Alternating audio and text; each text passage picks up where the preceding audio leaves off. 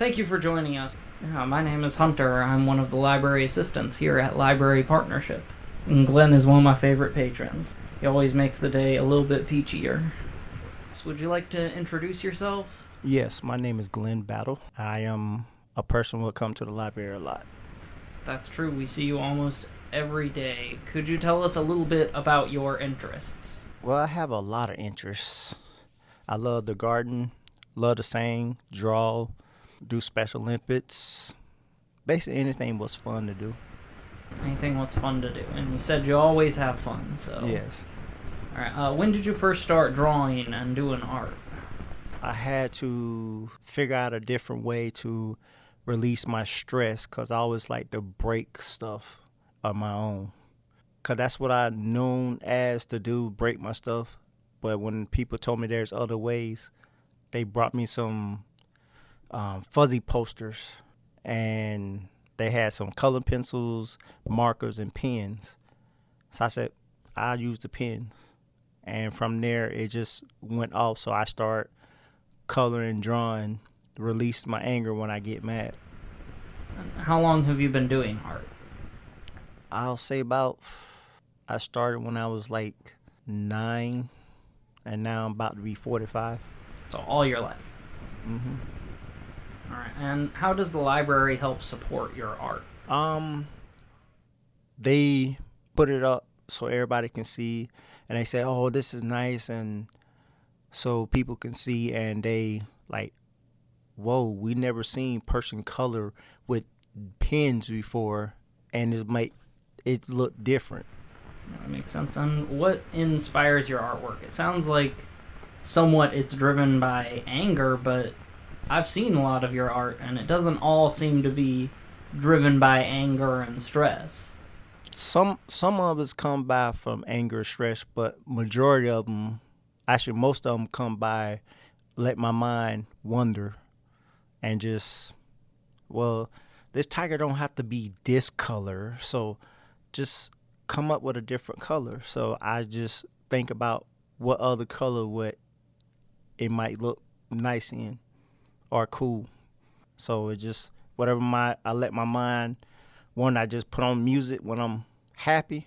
I just put on music and don't think about what colors. I just let my mind wander, and my mind just guide my fingers to pick up what color, and I just go away. Just let it go. Now, you mentioned gardening, so what have you grown from the seeds that you've gotten here? The tomatoes, the squash, the corn, the flowers, basically all of them except for I'm waiting for the cantaloupes to come up. So a lot of different things. Mm-hmm. Okay. Did you garden before you started getting seeds here? Because I noticed you seem to have a bit of a green thumb.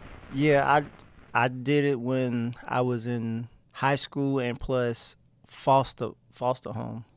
That's where it really started because all my childhood I was in foster homes. I was moving from foster home to foster home, and I went to this last foster home, and I was there for 3 years, and that was a living pain for me. I got treated like a slave and all that kind of stuff, and called all kind of names and got beat up. And so she went to the store and she brought a whole bunch of garden stuff. I'd say about $3,000 worth of stuff. Plants, flowers, bricks, what you walk on, mulch, bird bath. And she said, here. And I planted the roses, did all that stuff. So I taught myself how to do gardening stuff. And that's when I had the passion. I said, well, I taught myself, so might as well keep on doing it. So I turned that negative into a positive. That's very good. So it sounds like you did that with the art and with the gardening. Mm-hmm. Yeah, that's good. I don't know if you know, I actually grew up, my mom always had a garden, so I was not self-taught. Yeah. I learned, but that seems like something that's kind of hard to self-teach, trial and error. Did you kill a few plants along the way? Yeah, because you had to break some eggs to learn how to make an omelet. So, yeah. But also, I brought them back to life because my specialty is rose bushes. And I went to the school in Fort Myers, and the teacher said, well, I don't got nothing for you to do, but hold on. And he came back. He said, I got something for you. I said, okay. Took me outside. He said, I got 4 rose bushes. They is dead. He said, if you bring these back to life, I'm going to give you an A for the rest of the semester. I said, okay. So I seen what's wrong. They had them in a small pot. That's why they was dying. Because once the roots get bigger for the pot, it'll start killing off itself and try to send the food up to the other places was dead, and it actually is killing itself. So I took it out of the pot, put it in the ground, and I clipped off the dead stuff and watered every day.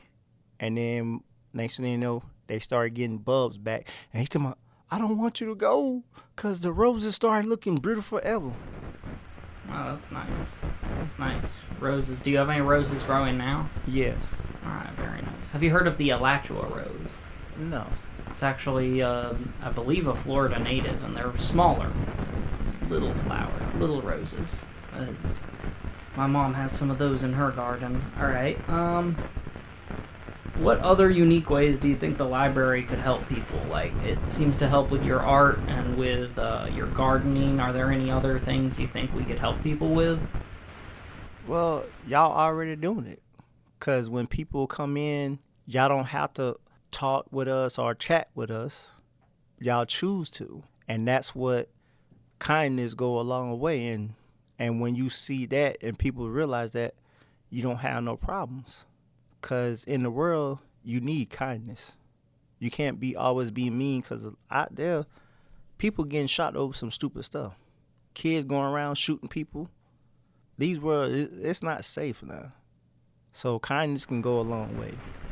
The world needs more kindness, so we're already doing it, being kind to people. That's nice to hear. We do try. Yeah. All right, what kind of music do you enjoy? I like all kinds of music except for one. What's the one you don't like? Opera. Opera? I don't really like opera because it's like, yeah. I've only ever watched one opera. It was in a foreign language, and they were all singing on top of each other, so the subtitles couldn't keep up with it, and I couldn't figure out what was going on. But Nutcracker, ooh, I was a little kid. They told me we finna go to the Nutcracker. I said, Nutcracker? What, people getting kicked in they private parts? They told me, no, it's not like that, so why they call it the Nutcracker then? Well, it's like a Christmas nutcracker, you know? I didn't know that at the time. They told me, I'm not finna watch this. I'm gonna go. I was in middle school. I was saying, I'm not finna watch this, and something happened. I said, teacher said, we'll go. I said, huh? I sat there watching it. I said, no, I'm good. I'm leave me alone watching this now. So I started watching the Nutcracker. It was good. You didn't think you would like it, but you did. Uh-huh. Has the library helped you discover any new music, new kinds of music? Yes, because some people what I never heard of, I asked you a couple times or some other people look up some names, and I said, I never heard of that person. So listen to that CD, and I listened to it, and I like some of their songs. What is your favorite movie? If you can pin it down to one. If not, do like top 3 or something. I like action movies, funny movies. But one of them, the movies what I like is with Jet Li when he's fighting a nation. And out of all that, they poison him. And he still won the match. But when the guys seen that, he gave him the win because he was fighting even when they poisoned him. And that kind of remind me about me. Because some movies touch me and I feel like, yeah, that's like me, because I will never give up on in the world. Even if you're poisoned. Yeah, I would not give up on life because my last name is Battle, so. You gotta battle. Mm-hmm. Yeah, struggle and fight.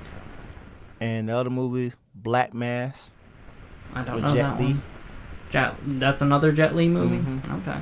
And Unleash. Unleashed, I do know that one. Yeah. And The One. The One, yes, I know that one as well, Jet Li. I like Jackie Chan movies growing up. Yeah, he's funny. He's funny, yeah. Less serious. Jet Li's more serious. I think his best movie is when he was in Rush Hour. Yeah. With Chris Tucker. Chris Tucker. I like Chris Tucker too. He's funny. All right. How do you find new movies to watch? Well, the previews on the movies, and that's what I write it down. If it look cool, I say, "Oh yeah, I want to watch this. This look cool." Like today, you said we don't have this movie. I said, "Man, I want to watch that because that look cool." The Kenya, Yeah, the Kenichi. yeah. It was. Well, maybe you can recommend to have us purchase it, and maybe we will. What do you think about the selection of materials we have available? I feel like y'all can have a little more, more other options because there's other movies people what plays in.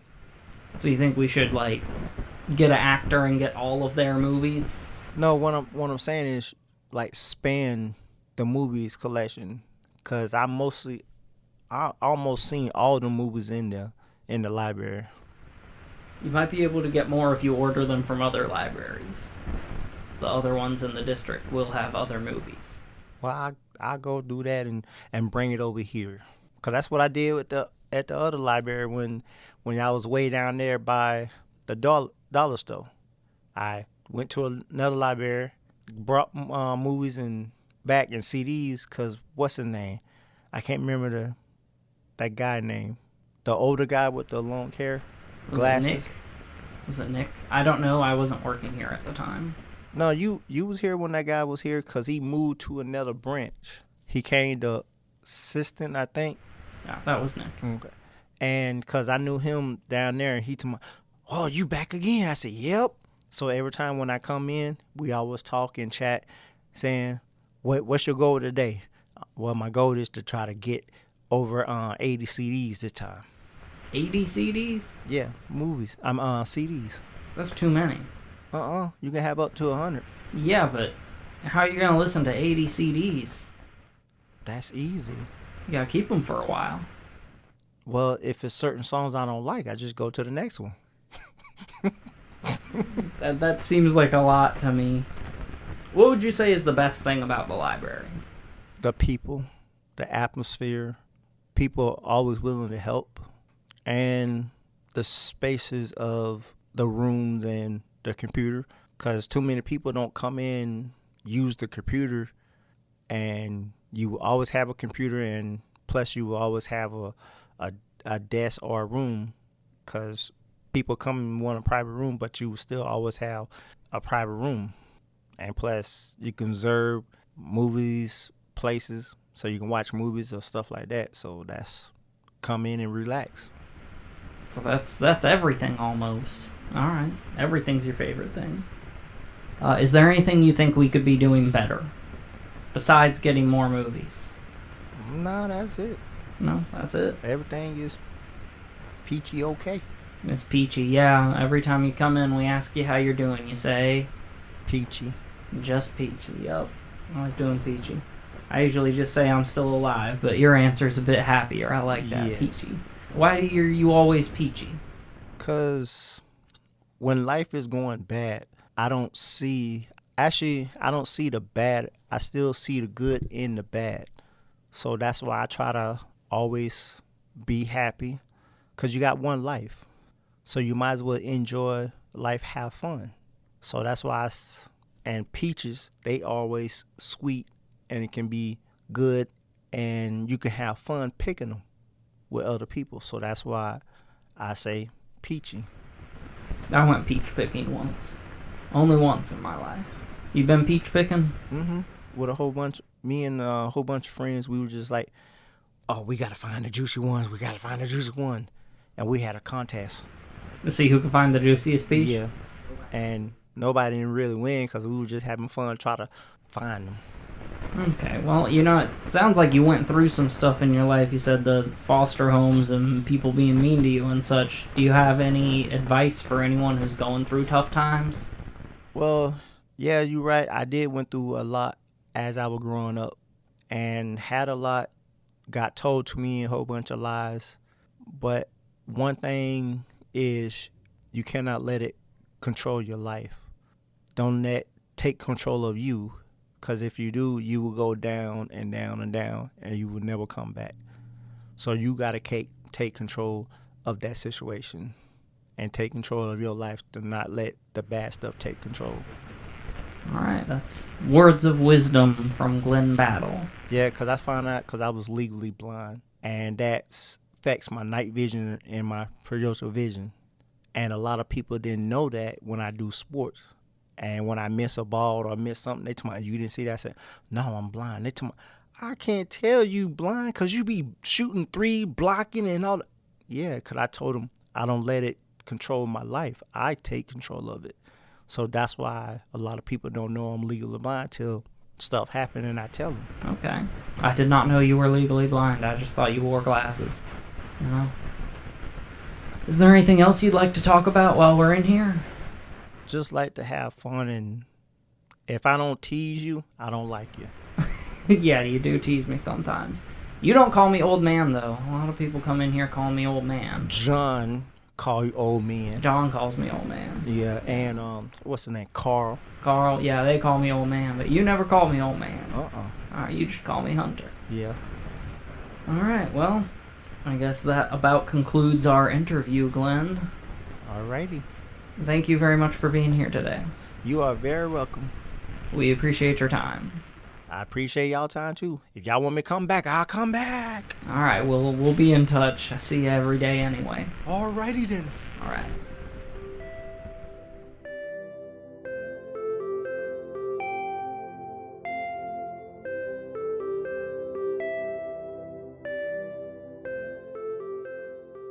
Thanks for listening to Patrons and Partnerships. If you know of an individual or organization you'd like to recommend for an interview, email us at lpsfprogram@gmail.com.